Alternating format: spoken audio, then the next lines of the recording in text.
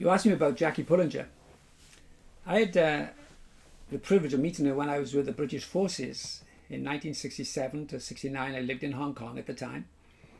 And I was, what would I be? I would be 28, 30 years of age. She was the same age as me. And she came to Hong Kong and she was teaching at a little school on the island. And she and two friends would go out in the streets almost every day giving tracts out to young people. There were a lot of servicemen there coming from Vietnam, American servicemen. And then there'd be other young people who were into Hong Kong on the drug trail, on the opium trail going through Nepal and Tibet, etc. And she would give them tracts. Came out to my home many times. And she would talk to me about the walled city. Now, the walled city was the former police garrison that was in the middle of Kowloon when the British took over possession of that place for 100 years lease. And they allowed this police group to stay there, or this military group to stay there, to keep order in Kowloon. Well, over the years, of course, as Kowloon grew into skyscrapers and everything, this place became a place of refuge for the drug addicts and the criminals and the prostitutes who were fleeing from the Hong Kong police. And as it got overcrowded, they kept building up and the buildings around it got bigger. And so it came to the place when I lived there where there were no gates into the walled city at all, into the central city. It was a crowded out place, full of vice and criminals and prostitutes. There would be guards on the outside of the buildings watching in case the police would try to raid the place and so on. But to get into the walled city, there were certain shops you could go into right by the airport in Hong Kong. Go through these certain shops and nobody knew as they were except the initiated. And there was a door at the back. And you go in. And she wanted to go into the walled city to be a witness there. There was a missionary who already went in there called Mrs. Donathorne, an old widow, or an old spinster maybe, I don't remember. She was well in her 80s.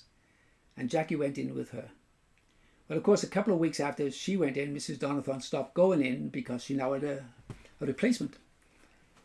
And so Jackie is brand new going in there, and you read a book, Chasing the Dragon, she talks about having no fear, which is amazing. So I asked if I could come in with her. And so she said, yes, she said, so long as you come with nothing in your pockets, I mean, no bulge, so people think you've got something in a gun or even something, or money. And so just shorts, which is what I normally wore, knee-length socks and shoes, and a thin t-shirt, or thin shirt. And so we went in one of the shops, opened the door at the back, and it's a 5-foot drop to the streets because Hong Kong is just built up, and the streets of the original city are 5 foot below us. There's an oil drum to step on a cement block, and we stepped down into the street. And the street we arrived in was narrow, you could touch both sides with your hands. And you could see windows, there were colour televisions in it, people had colour TV, but the rest, it was just terrible, terrible state. And the street that I was on had a bottomless slope like this because the sewage ran down the street. And as we got down it, there's a prostitute over there who's half naked.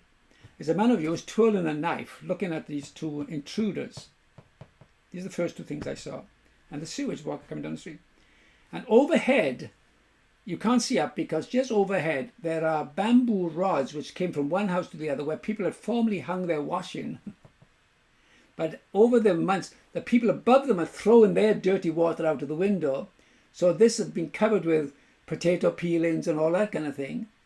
And so they're rotted. And so the people whose clothes have been destroyed or ruined just left them there.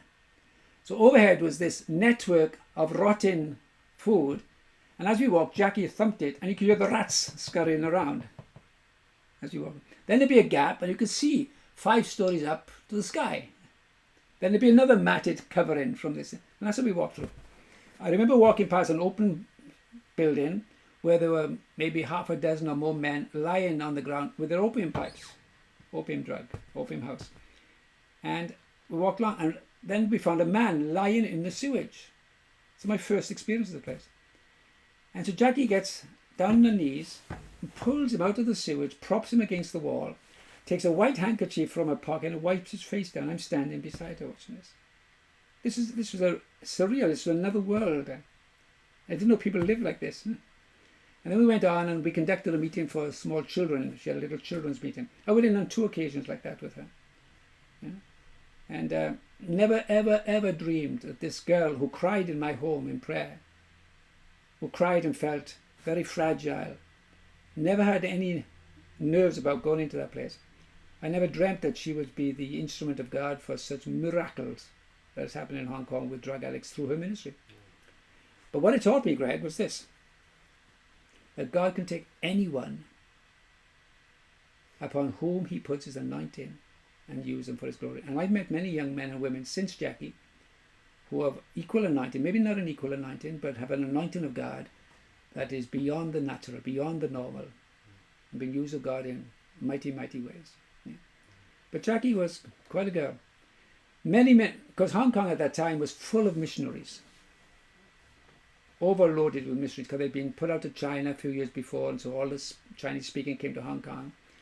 And sadly, there was a lot of conflict between the missionaries over many matters. Same organization, but the American missionaries were paid more than the British and that kind of thing. And there was a lot of. And I honestly confess that I left Hong Kong with a bitterness against missions. And I find it quite humorous that God had taken me a complete circle to the place where I became a missionary pastor and traveled myself. But Jackie was one of these unique people. She wasn't with an organization. She wasn't paid. She wasn't qualified to be a missionary. And yet she was the only one invited on the radio to give a weekly, I think it was weekly she was on, little story about missions. And Jackie would be on the radio every week, and she'd tell little stories such as, I was out on the streets this week and I met George. Now George is a Geordie from Newcastle. And then she'd come off with this wonderful Geordie accent, telling the story about George. That was in the secular radio every week. Jackie Pullinger. None of the missionaries could get on there, but she was so highly respected by the secular world, as well as by some of us, at least in the Christian world, and of course now by the whole Christian world, recognize the work God did through her. Remarkable young lady, but remarkable because she knew a remarkable God. Yeah.